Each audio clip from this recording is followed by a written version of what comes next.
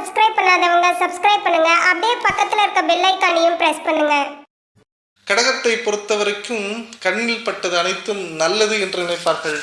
அது பக்கத்தில் போனால் தான் கெடுதல்னு தெரியும்.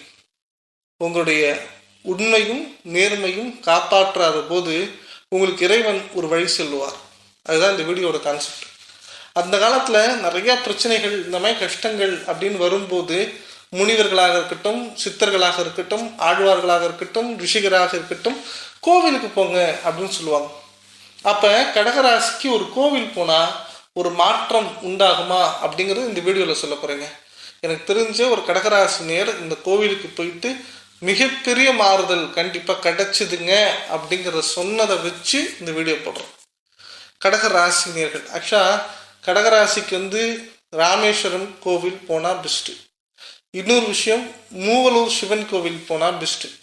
இந்த 2 கோவிலும் 2 பேருக்கும் பரிகார ஸ்தலம். அதாவது பித்ருதோஷம் ஏனைய எந்த தோஷங்கள் இருந்தாலும் ராமேஸ்வரம் பெஸ்ட்டு. உங்கள் வாழ்க்கையில் பல தடைகள் வருகிறது அப்படின்னா மூவலூர் சிவன் கோவில் பெஸ்ட்டு. பட் உங்கள் வாழ்க்கையில் பாசிட்டிவ் மட்டும் நடக்கணும், நெகட்டிவ்ங்கிறது நடக்கவே கூடாது. அதுவும் அந்த பாசிட்டிவ் ஒவ்வொரு நாளும் உங்களுக்கு சலிக்காத முன்னேற்றத்தை தரணும்னா கணபதி அக்ரஹாரத்தில் உள்ள விநாயகர் கோவில் செல்வது நல்லது. தஞ்சாவூர் மாவட்டம் கும்பகோணத்திலிருந்து திருவியாறு செல்லும் வழியில் கபிஸ்தலத்திலிருந்து 4 கிலோமீட்டர் தொலைவில் கணபதி அக்ரஹாரம்னு ஒரு ஊர் இருக்கு. ஐயம்பேட்டையிலேருந்து, அதாவது கும்பகோணம் தஞ்சாவூர் ரூட்டில் ஐயம்பேட்டையிலேருந்து 2 கிலோமீட்டர் இப்படி கூட வரலாம்.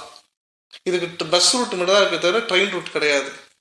இந்த கோவிலுக்கு, கணபதி அக்ரஹாரம் கோவிலுக்கு சென்று கடகராசினியர்கள் வந்தால் பல மாற்றங்கள், பல முன்னேற்றங்கள் ஏற்படுகிறது. நிதர்சனமான உண்மை.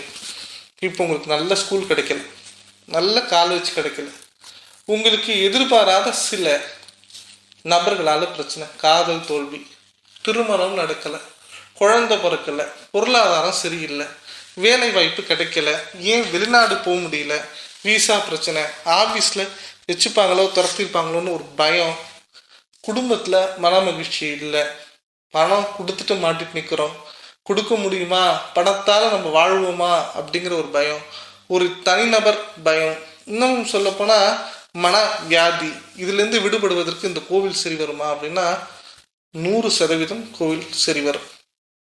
கடகராசி காலபுருஷ தத்துவத்தின்படி 4ஆம் ராசி, சந்திர பகவானை அதிபதியாக கொண்ட ராசி.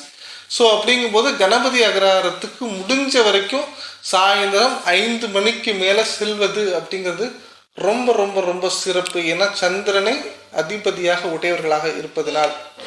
அதுவே நீங்கள் புனர்பூச நட்சத்திரமாக இருப்பின், நீங்கள் புனர்பூச நட்சத்திரம் அப்படின்னா வியாழக்கிழமை போய் கணபதி அக்ரஹாரம் வழிபட்டிங்கன்னா நல்லது. வியாழக்கிழமை ஈவினிங். நீங்கள் பூச நட்சத்திரமாக இருக்கீங்க அப்படின்னா சனிக்கிழமை இரவு வழிபட்டால் நல்லது. நீங்கள் ஆயில்ய நட்சத்திரமாக இருந்தால் வேறு ஆப்ஷனே கிடையாது, புதன்கிழமை தான் போய் வழிபடணும். இந்த மாதிரி நீங்கள் போய் வழிபட்டு பாருங்கள். ஃபஸ்ட்டு நீங்கள் இந்த கோயிலுக்கு இப்போ தான் போகிறீங்க அப்படின்னா முதல்ல ஒரு சூரத்தேங்காய் ஒரு 3 உடைச்சிடுங்க. உங்கள் பேரில் ஒரு அர்ச்சனை பண்ணுங்க. அந்த கோவிலில் உட்காந்து மனசார வேண்டிக்கங்க. ரொம்ப ரொம்ப ரொம்ப சின்ன கோவில் இது. ஆனால் கீர்த்தி சின்னதாக இருந்தாலும் மூர்த்தி பெரியதுன்னு சொல்லுவாங்க. இந்த கோவிலில் அவ்வளோ நல்லது, அவ்வளோ விசேஷம், அவ்வளோ பவர் இந்த கோவில் கடகராசிக்கு. இந்த கோவிலில் வேலை செய்கிறவங்களும் சரி, இந்த கோவிலில் இருக்கிற நிறையா நபர்கள் பார்த்தீங்கன்னா அதாவது பிற்காலத்தில், அந்த காலத்தில் இருக்கிறவங்களாம் பார்த்தீங்கன்னா வேலை செஞ்சவங்களையும் தர்மகர்த்தாலையும் நிறையா பேர் கடகராசி தான். இந்த கோவிலுக்கும் கடகராசிக்கும் அவ்வளோ ஒரு தொடர்பு உண்டு. போனால் தான் அந்த வைப்ரேஷன் உங்களுக்கு புரியும். போய் உட்காந்து மனசார உங்கள் பிரச்சனைகள் என்னவோ அந்த விநாயகர் பெருமான்ட்டு சொல்லுங்கள். சொல்லி மனசு கதறி அழுது நீங்கள் என்ன வரம் வேண்டுமோ அந்த வரத்தை கேளுங்கள். அந்த வரம் நிறைவேறிய பிறகு இந்த கோவிலுக்கு வரேன், விநாயகர் கொழுக்கட்டை வாங்கி கொடுக்குறேன், விநாயகருக்கு வஸ்திரம் செய்கிறேன், விநாயகருக்கு அபிஷேகம் செய்கிறேன், என்ன வேணால் வேண்டிக்கோங்க. இல்லை நான் போகும்போதே வெத்தலை மாலை போடுறேன் சார், நான் போகும்போதே மாலை போடுறேன் சார், மரியாதையாக சாமி கும்பிட்றேன் சார், செய்யுங்க சார், தாராளமாக செய்யுங்க. நீங்கள் என்ன வேணால் செய்யுங்க. யாருக்கு செய்கிறீங்க? அந்த விநாயகர் பெருமானுக்கு தானே செய்கிறீங்க. மனசளவில் இல்லைங்க, உடல் அளவில் நீங்கள் என்ன வேணால் செய்யுங்க. கண்டிப்பாக நல்லது நடக்கும். ரொம்ப ஒரு தவிர்க்க முடியாத பிரச்சனை, வாழ்வா சாவாங்கிற பிரச்சனை இருக்கிறவங்க இந்த கோவிலில் அடி பிரதர்ஷனம் பண்ணுங்க. அடி பிரதர்ஷனம் பண்ணுங்க, அவ்வளவு நல்லது. நார்மலாக போகிறவங்க 9 சுற்று சுற்றுங்க இந்த கோவிலை. நார்மலாக போகிறவங்க 9 சுற்று சுற்றுங்க. ரொம்ப பிரச்சனை வாழ்வா சாவான்னு இருக்கிறவங்க அடி பிரதர்ஷனம் ஒரு கால் வச்சு ஒரு கால் நடக்கிறது தான் அடி பிரதர்ஷனம் செய்யுங்க. கண்டிப்பாக நல்லாயிருக்கும். இந்த கோவில் முதல் முறை போகும்போது பிரச்சனைகளுக்கு சொல்யூஷன் கிடைக்கும்.